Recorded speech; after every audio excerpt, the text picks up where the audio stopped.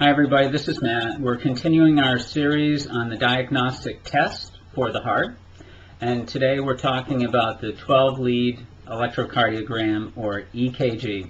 And I'd like to thank again Professor Sesto from the University of Mannheim in Germany for his wonderful work on Arrhythmia Compendium 2, or the Arrhythmia Compendium number 2, and I'm going to go directly to this wonderful diagram which is noted here, and what we're going to see on the Oberfläche EKG is the surface EKG, which is essentially what we will refer to for this presentation. So I'll get up nice and close, and what we're going to see, if you look at the top line, are a series of electrical waves. And if you follow downwards along the heart, these lines will depict exactly what part of the heart is being indicated on the EKG at what times.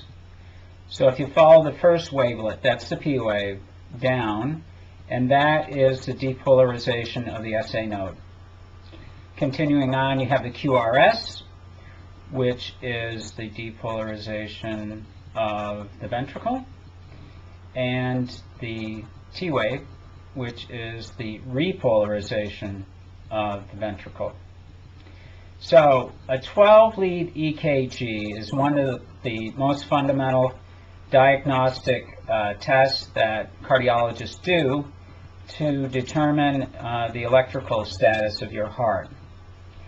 What a 12-lead EKG does is it looks at the heart in different views, essentially.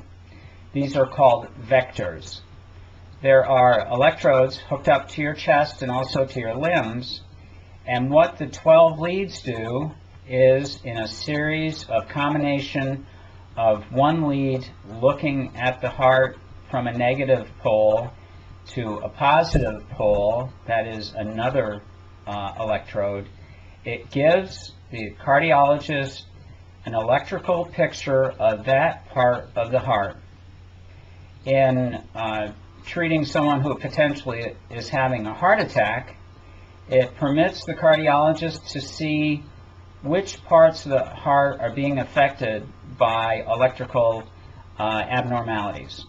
It also helps simply to determine whether or not the heart rhythm is normal or not. And that's pretty much it.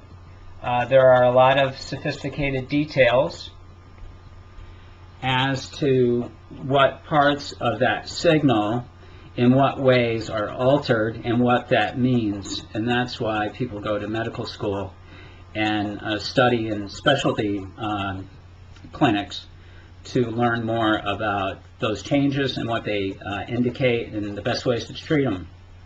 So that's the 12-lead EKG. It's a very, very basic but sophisticated diagnostic tool for the cardiologist to make use of, and many times it can be the basis for a need to do further testing.